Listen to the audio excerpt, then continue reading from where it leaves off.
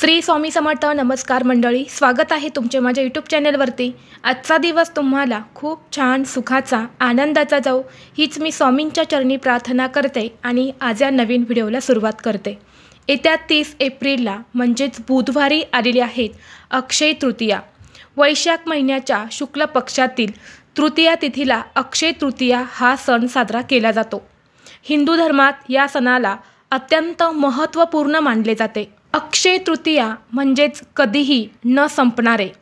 या दिवशी आपण जे काही करतो तर ते आपल्याकडे शाश्वत राहते, ते कधीही संपत नाही.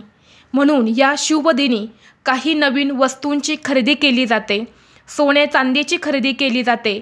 तसेच एखादा उद्योग व्यवसाय चालू करायचा असेल तर त्या नवीन कामाची सुरुवात देखील याच दिवशी केली जाते. इतकं महत्त्व या दिवसाला दिले जाते. अक्षय तृतीयेचा दिवस हा 3.5 शुभ मुहूर्तांपैकी एक असलेला अतिशय शुभ मुहूर्त आहे आणि म्हणून या दिवशी माता लक्ष्मी आणि भगवान विष्णूंसोबतच काही महत्त्वाचे उपायसुद्धा केले जातात. आज या व्हिडिओमध्ये मी तुम्हाला एक अतिशय प्रभावी असा उपाय सांगणार आहेत. बुधवारी अक्षय तृतीयेला तुम्ही सोने चांदी खरेदी नाही केली तरीही चालेल, पण 1 रुपयाचे नाणे इथे ठेवा. घरात इतका पैसा येईल की 7 पिढ्यांचे दारिद्र्य हे नष्ट होईल. घराची, मुलांची, पतीची अगदी भरभरून प्रगती होईल. घरात अखंड लक्ष्मी नांदेल. तर असे हे 1 रुपयांचे नाणे कुठे ठेवायचे आहेत, कोणत्या वेळेत ठेवायचे आहेत याबद्दलची संपूर्ण माहिती आज या व्हिडिओमध्ये मी तुमच्यासोबत शेअर करणार आहेत.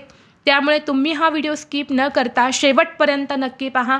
चॅनलवरती नवीन असाल तर सबस्क्राईब करा आणि असेच माहितीपूर्व नवनवीन व्हिडिओ पाहण्यासाठी बेल आयकॉनला प्रेस करा. आज या व्हिडिओमध्ये जो उपाय मी तुमच्यासोबत शेअर करणार आहे तर हा उपाय तुम्ही अक्षय तृतीयेच्या दिवशी दिवसभरामध्ये कधीही करू शकता. अगदी सकाळपासून ते संध्याकाळपर्यंत जेव्हा केव्हा तुम्हाला शक्य होईल तेव्हा तुम्ही हा उपाय करू शकता. कारण हा जो दिवस आहे तर हा 3.5 शुभ मुहूर्तांपैकी असलेला एक दिवस आहे. संपूर्ण दिवस हा अतिशय शुभ मानला जातो, म्हणून तुम्ही दिवसभरामध्ये कधीही करू शकता. या अक्षय तृतीयेच्या दिवशी जे काही ग्रह असतात तर ते अतिशय शुभ स्थितीमध्ये असतात. त्यामुळे या दिवशी आपण जे काही उपाय करतो तर ते खूप प्रभावी ठरत असतात आणि म्हणून लक्ष्मी प्राप्तीसाठी, धनप्राप्तीसाठी हा दिवस खूप महत्त्वाचा मानला जातो. जर तुम्हाला घरामध्ये सतत पैशांच्या अडचण येत असेल, बऱ्याच वेळा असं होतं की आपल्या घरामध्ये भरपूर पैसा येतो, आपल्याकडे आज 50,000 रुपये येतात, परंतु उद्या अशा काही अडचणी निर्माण होतात की आलेला पैसा पुन्हा हा निघून जातो. म्हणजेच काय, लक्ष्मी आपल्यावरती प्रसन्न आहे परंतु आपल्याकडे स्थिर नाही. तसेच बऱ्याच वेळा असंही होतं की आपण भरपूर प्रामाणिकपणे कष्ट करत असतो, परंतु आपल्या कष्टाला आणि मेहनतीला यश मिळत नाही, नशिबाची साथ मिळत नाही आणि म्हणून आपल्याला हवा तसा पैसा मिळत नाही. यामुळे सुद्धा आपल्याला आर्थिक अडचणींना सामोरे जावं लागत असतं. तसेच आपल्याकडे पैसे नसल्यामुळे आपण कर्ज देखील घेत असतो. कर्ज घेतल्यानंतरनं ते परतफेड करण्यासाठी आपल्याकडे पैसे देखील येत नाही आणि म्हणून अक्षय तृतीयेला जर आपण हा नाण्याचा उपाय जर केला तर कितीही मोठ्या कर्जातून आपली मुक्तता होते. घरामध्ये पैसे येण्याचे सर्व मार्ग हे मोकळे होतात. चहूबाजूने घरामध्ये धनसंपत्ती ही येऊ लागते. आपल्याला प्रत्येक कामात यश मिळते आणि यामुळे घरातील दारिद्र्य, गरिबी, दुःख, संकट हे देखील दूर होतात. हा उपाय करण्यासाठी तुम्हाला अक्षय तृतीयेला सकाळी लवकर उठायचं आहे. या दिवशी स्नानाला देखील खूप महत्त्व दिलं जातं.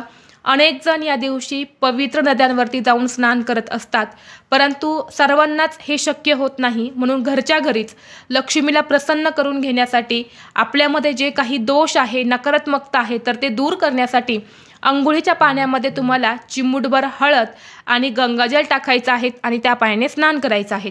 यानंतर स्वच्छ कपडे परिधान करून आपल्या देवघरातील देवांची पूजा करून घ्यायची आहेत. या दिवशी तुम्ही करा केळीचं पूजन करत असेल तर ते देखील करून घ्यायचं आहे.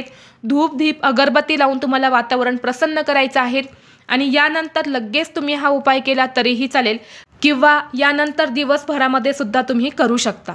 हा उपाय आपण आपल्या देवघरामध्येच करणार आहेत. त्यामुळे सर्वप्रथम तुम्हाला देवघरामध्ये एक दिवा लावून घ्यायचा आहे आणि यानंतर या उपायाला सुरुवात करायची आहे. उपाय करण्यासाठी तुम्हाला 1 रुपयाची 11 नाणी लागणार आहेत, म्हणजेच तुम्हाला 11 रुपये घ्यायचे आहेत। घेताना 1 रुपयाचं 1 नाणं अशी तुम्हाला 11 रुपये घ्यायचे आहेत। मग तुम्ही 5 रुपयाची 2 रुपयाची असे नाणे घेऊ शकत नाही। 1-1 रुपयांचीच तुम्हाला 11 नाणी घ्यायची आहेत। यानंतर तुम्हाला एक छोटासा लाल रंगाचा कपडा देखील लागणार आहे। हा कपडा सुद्धा तुम्हाला नवीनच घ्यायचा आहे। यानंतर एक आसन घ्यायचं आहे, आसनावरती बसायचं आहे। ही 11 रुपयांची नाणी जी आहेत तर ती तुम्हाला एका ताम्हणामध्ये ठेवायची आहेत आणि ते स्वच्छ पाण्याने धुवून काढायचे आहेत। यानंतर ही तुम्हाला पुसून काढायचे आहेत। जो लाल रंगाचा कपडा आहे तर तो तुम्हाला तुमच्या देवघरामध्ये माता लक्ष्मीच्या फोटोसमोर अंथरायचा आहे। यानंतर ही 11 नाणी तुम्हाला त्या लाल कपड्यावरती ठेवायची आहेत।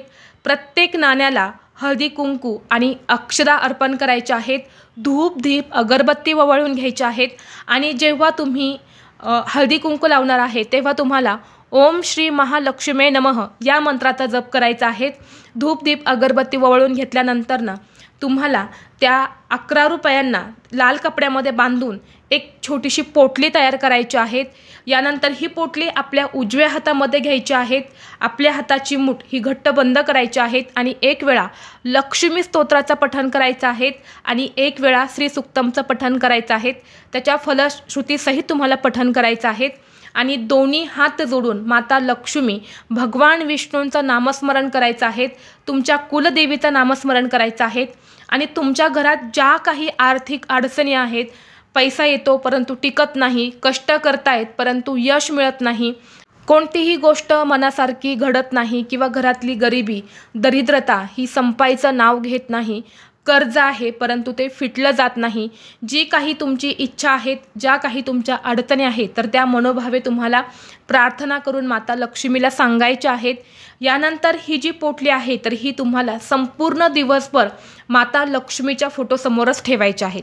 यानंतर सायंकाळी 6 ते 9:30ची जी वेळ असणार आहे तर त्या वेळेमध्ये तुम्हाला ती पोटली तुमच्या देवघरामधून उचलायची आहेत आणि जिथे तुम्ही पैसे ठेवतात, अगदी तुम्ही थोडेफार पैसे असेल किंवा महत्त्वाचे कागदपत्र असतील तर त्या ठिकाणी तुम्हाला ही पोटली ठेवून द्यायची आहेत।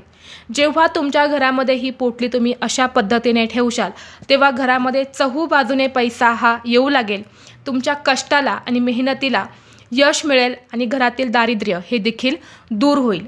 या दिवशी जर तुम्ही हा उपाय जर केला तर या उपायाचं मिळणारं फळ हे तुमच्याकडे अक्षय राहणार आहेत, ते कधीही संपणार नाहीत।